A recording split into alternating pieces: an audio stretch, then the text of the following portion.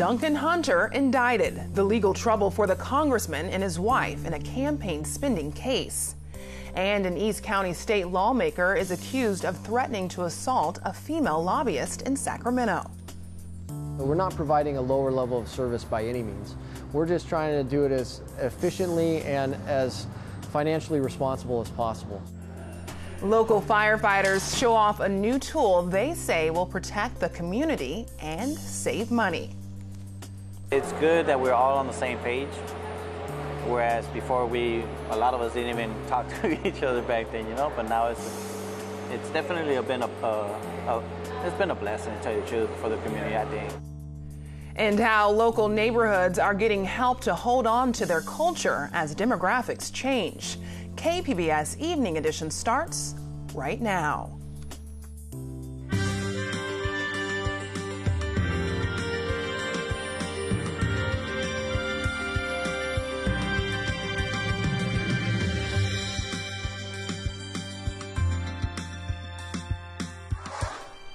Good evening and thanks for joining us. I'm Ebony Monet.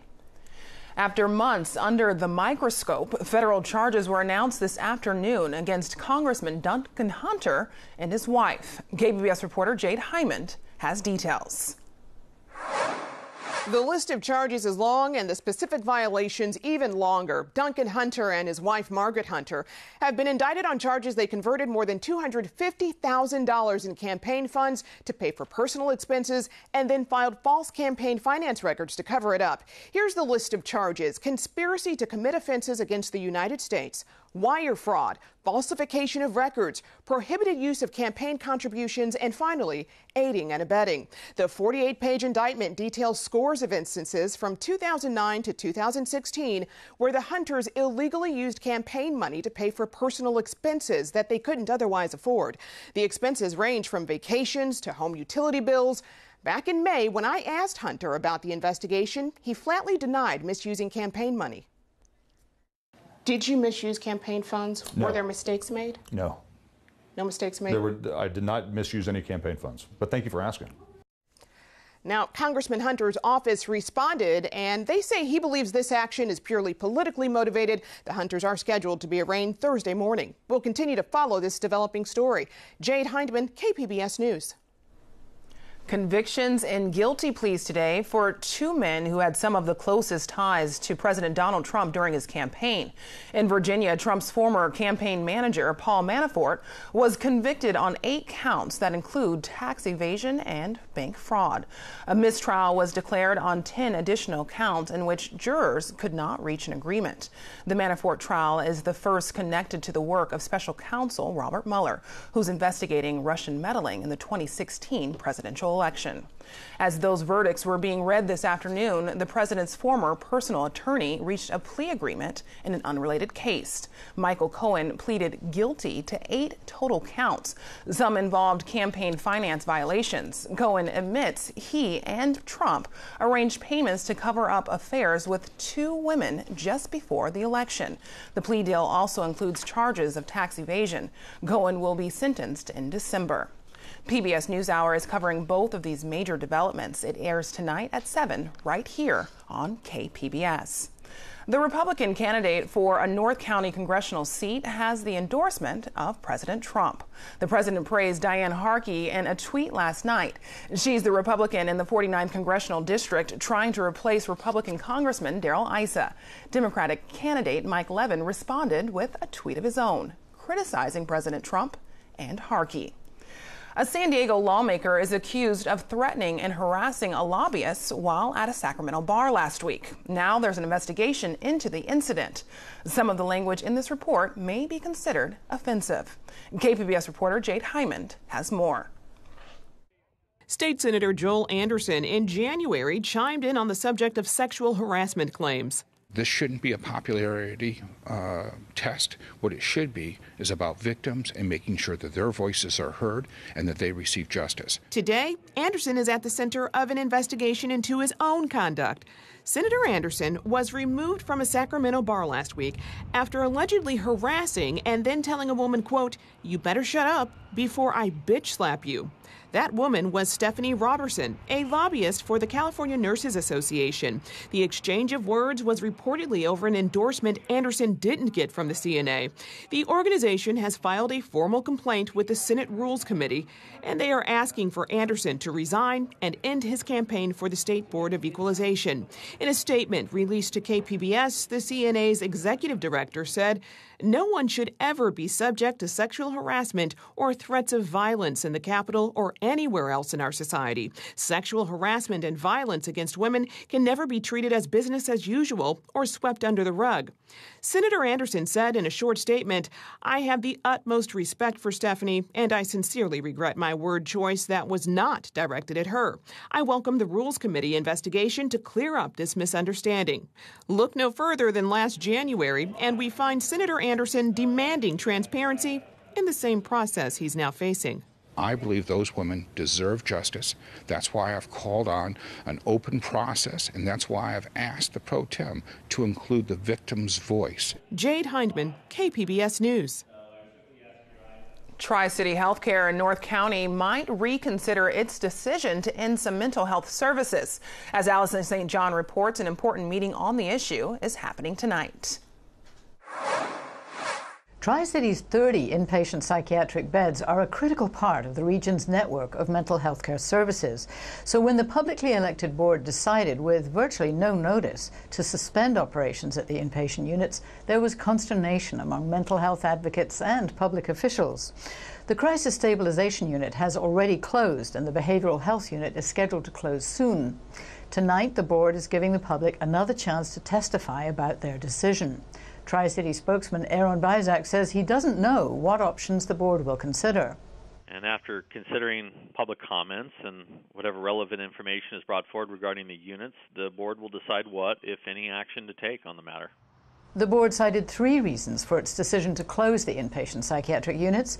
Low reimbursement rates mean the units were running at a loss. Secondly, new regulations require immediate costly upgrades. And thirdly, a shortage of qualified psychiatric staff. Without the beds, patients either have to be treated in the emergency room or transported long distances to units in Escondido or downtown San Diego. In the KPBS North County Bureau, I'm Allison St. John. An increase in 911 calls is presenting a challenge for firefighters in El Cajon. KPBS reporter Matt Hoffman says to cope, first responders are using a new cost-saving measure.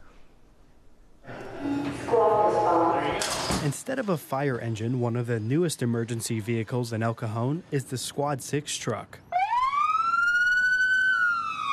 We're not providing a lower level of service by any means.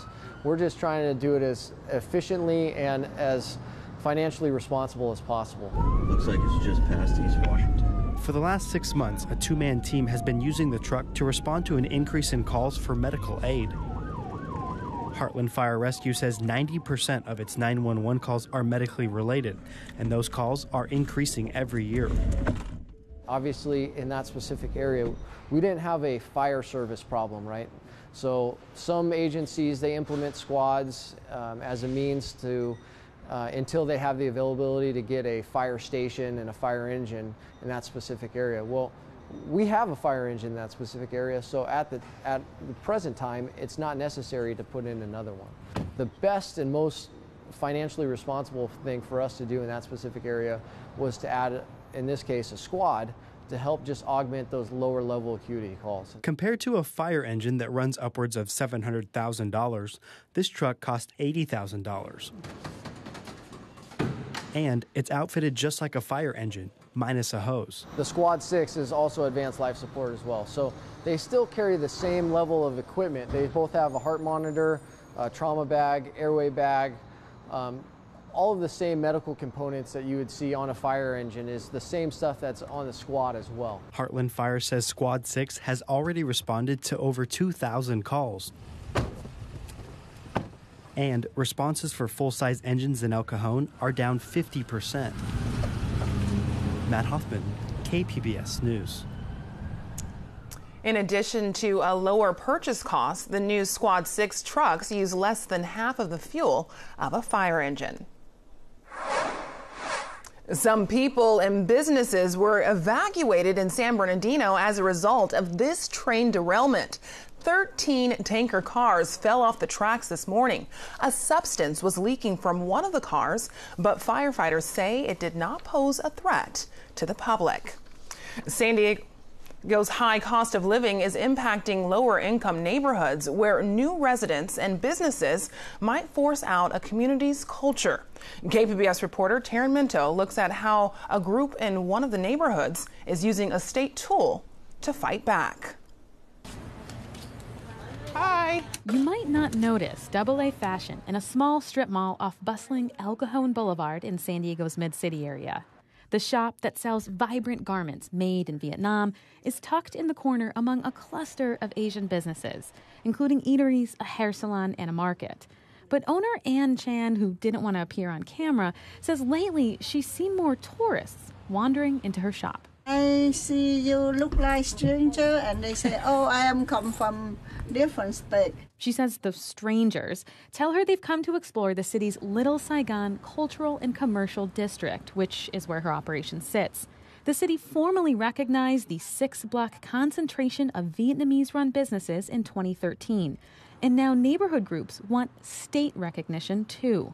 The El Cajon Boulevard Business Improvement Association's Beryl Foreman is part of a collaboration of City Heights organizations seeking a California Cultural District designation for a walkable, multicultural region that would include Little Saigon. Well, City Heights has always been touted as a place where there's an immense amount of diversity in the way of 40+ languages spoken. So that's something to be celebrated. Some say even hundreds of languages are represented in the lower income community that's historically been the first home to newly arrived immigrants and refugees. But Foreman says seeking the cultural district isn't just about commemorating the area's unique blend of Asian, Latino, and African cultures. It's also about ensuring it isn't pushed out. The designation could help the community build a brand it can push to protect and build upon to boost revenue for existing businesses. Then working towards economic development strategies that enable people to stay here. Displacement was a concern for the Barrio Logan neighborhood that's rich in Chicano art and history.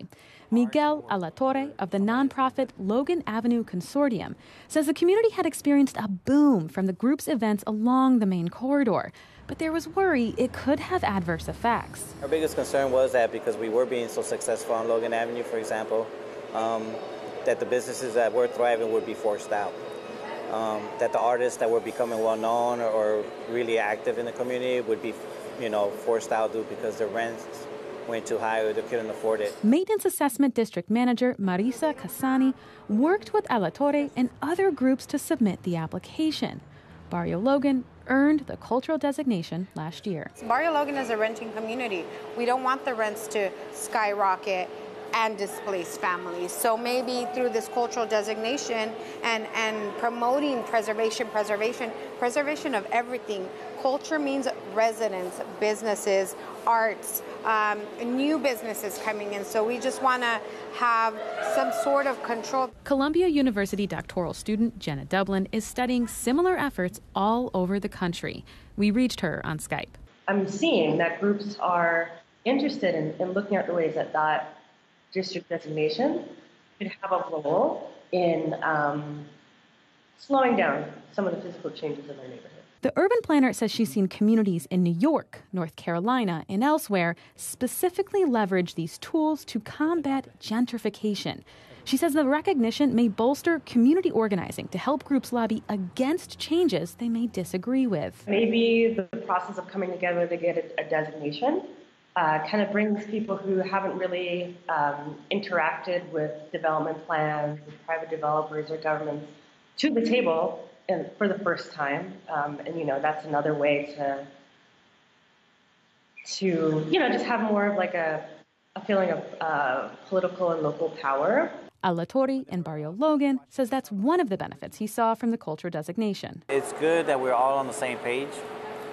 Whereas before a lot of us didn't even talk to each other back then, but now it's definitely been a it's been a blessing, to tell you the truth, for the community, I think. He admits the certification hasn't solved all the issues facing the community.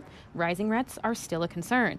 But he says the cultural district designation gives the community a united voice to approach property owners. In City Heights, Foreman says conversations around the district application have already brought organizations together to benefit the community. At a past meeting, the founder of a nonprofit coffee shop mentioned he was facing a deadline to fund a solar project for nearby high school kids. The City Heights Business Association offered him the money on the spot. Taryn Mento, KPBS News. I'm Judy Woodruff. Tonight on the NewsHour, President Trump's personal lawyer pleads guilty to multiple counts, including paying off women to keep quiet. Coming up at 7 after Evening Edition on KPBS. Well, I hope you are enjoying your Tuesday, and today was pretty uneventful. Not much going on here across San Diego County. Nothing really on the satellite or the radar. The big picture, there is a little bit of moisture moving across Arizona, monsoon moisture, a couple of showers and storms there, and also across the Rockies. But California is still awfully quiet and dry. Could see a brief shower just far off in the east, like the deserts and the mountains, but pretty unlikely. Oceanside at 67 degrees tonight. Couple of clouds around. Chula Vista at 69, Ramona 62, Borrego Springs at 77, and Mount Laguna 60. Now, our overnights have been high. They've been above average pretty much all summer, and that's because the Pacific Ocean is running a little bit warm as well. So that is keeping our overnights above average. 72 again tonight with cloudier conditions, and that will be like that in the morning. Then by the afternoon, we have plenty of sunshine. Looking at tomorrow, it's going to be dry and just beautiful. A nice day. The good news is our daytime highs are slowly dropping back down to where they should be. So Oceanside, 81 degrees today with lots of sunshine. Mount Laguna at 77 and Borrego Springs, 105. This is for tomorrow. It's looking pretty nice for everyone. Late week, well, expect it to look a lot like it has been. It's going to be quiet, very pleasant conditions. For the next several days along the coast, we do dip down to 79 degrees. That's awfully close to our average of 76 this time of year. And on Sunday, it'll be back up to the 80s. And in the interior areas will remain in those mid-80s with lots of sun. It's going to be really nice. In the mountains, very comfortable. In the 70s with lots of sunshine. If you want to do some outdoor exercising, that would certainly be the place to do it. And in the deserts, we're still hot, which is normal. It's going to be sunny out there with temperatures mainly in the low 100s for much of the week, and our lows in the 70s. For KPBS News, I'm Erin Calandra. Ebony, back to you. Governor Jerry Brown has signed a bill that makes surfing California's state sport. The bill acknowledges that surfing got its start in Hawaii and highlights California's contributions. California is where the surfing industry grew and where the wetsuit was invented. With more than 1,000 miles of coastline, it's estimated surfing generates $6 billion in annual retail sales. California is also known for its earthquakes, but new technology is making some of the state's largest buildings the safest. Reporter David Nazar from PBS SoCal has this report from his series, Sustaining California. If you're afraid of heights, viewer discretion is advised. If not, a view of the downtown Los Angeles skyline from 70 stories high is something to see. Los Angeles skyscrapers were sort of a late arrival to urban development compared to cities like New York, Chicago, Miami, or Houston. However, today, LA has more towers being built than any other city in the country. There's well over 100 projects either under construction or about to be constructed in downtown Los Angeles. There's probably about 40 cranes in the sky right now as we speak, constructing buildings. Hal Bastian has been working with LA developers on downtown real estate projects for 25 years. He is part of the Downtown Los Angeles Revitalization Project. There's a reason that downtown Los Angeles wasn't a high-rise city like New York City. One was land economics. We had nothing but land. We were on a little island called Manhattan. Another was cultural. People came from the east. They didn't want to have that kind of density. And the third reason that we didn't have really tall buildings until recently in the last 30 years is because we have big earthquakes every once in a while. The last major earthquake in Los Angeles County was the 6.7 Northridge quake in 1994. 57 people died, 9,000 were injured, and thousands of buildings were either damaged or destroyed at a total cost of over $40 billion. Northridge is part of the San Fernando Valley, about 25 miles from downtown LA. In Southern California, we have about half of the nation's total earthquake risk. So a lot of that, when we talk about it, is the complex system of faults, not just the San Andreas fault, which is the most active fault in California, but also many hundreds of other faults, some of which are underneath LA and surrounding the downtown area. So we have a complex mixture of hazard here in LA. Hudnut explains that LA is overdue for a temblor, one that could be deadly and could certainly shut down transportation, communication, and utilities for days or weeks. The San Andreas is about 30 miles away, but we have other faults close in. So a smaller magnitude earthquake on one of these faults close to the downtown area could also create a problem. Standing here amongst the clouds on one of Los Angeles's tallest skyscrapers and then peering over the edge is probably going to make anyone very nervous. However, it's interesting to note that most of the structural engineers and real estate developers we spoke with actually claim this is one of the safest places to be in the event a major earthquake were to hit LA. So when the big earthquake comes, and it will, I would like to be in one of these high-rise buildings because they're engineered for it. Much safer than being on the street where things will be falling down and around you. So the big leading question is, are these buildings safe that we're building? And the answer is, life is risky, but these buildings are as safe as they can be for living in an earthquake region. To really learn how these skyscrapers are earthquake safe when they're sitting so high above ground, you first have to travel far below ground so you could see the technology of LA's seismic resiliency. Follow me. This dark dungeon is actually a basement in one of the buildings in Los Angeles. It's an example of the inner workings from beneath the earth that you'd find in some of the giant towers. This is a glimpse of the future. We're beneath the building that is specially designed to withstand a major earthquake. This is the underground of the Emergency Management Operations Center for the City of LA. USGS seismologists say this structure is considered the safest building in all of Los Angeles in the event of a quake. It uses cutting-edge technology seen in many of Japan's tallest towers, particularly Tokyo, which is earthquake-prone like LA. Currently, just a few buildings in Los Angeles house this innovative science. What you have here, you're seeing an example of some of the systems that can be used in these buildings. This is a friction pendulum-based isolation system. What this does is, you see it's tied to the building, but also these pillars go 30 to 40 feet to the bedrock. Ibsen says this is kind of like a floating building suspended in air. Nothing makes contact with the ground. You're looking at the plumbing is suspended, the heating and air system is suspended, the stairwell is suspended, the electrical cabling is suspended.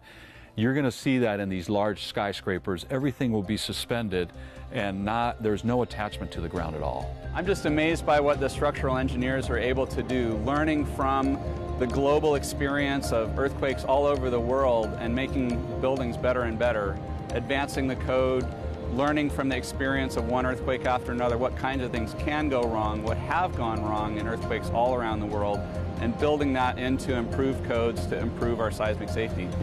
Can buildings be too tall in earthquake-prone Los Angeles? You know, I don't think we're ever going to build a building that is quote-unquote too tall for the city of Los Angeles or downtown Los Angeles. What we're working to do is to get people out of their cars, living in density, living in a city, and living in a safe high-rise building. That's part of a report from the program Sustaining California. You can see the full show at pbssocal.org. For the second time this week, San Diego audiences will have a chance to watch a film with live music. KPBS arts reporter Beth Accomando has details on the San Diego Symphony presenting Star Wars.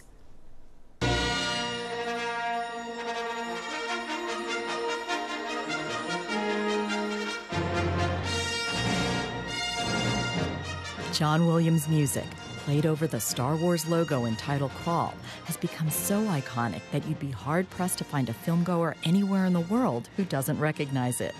Williams delivered a grand symphonic score evocative of old Hollywood swashbucklers and adventure films. Now, the San Diego Symphony Orchestra offers the thrill of seeing Star Wars: A New Hope with the score played live as part of its Bayside Summer Nights special concert series.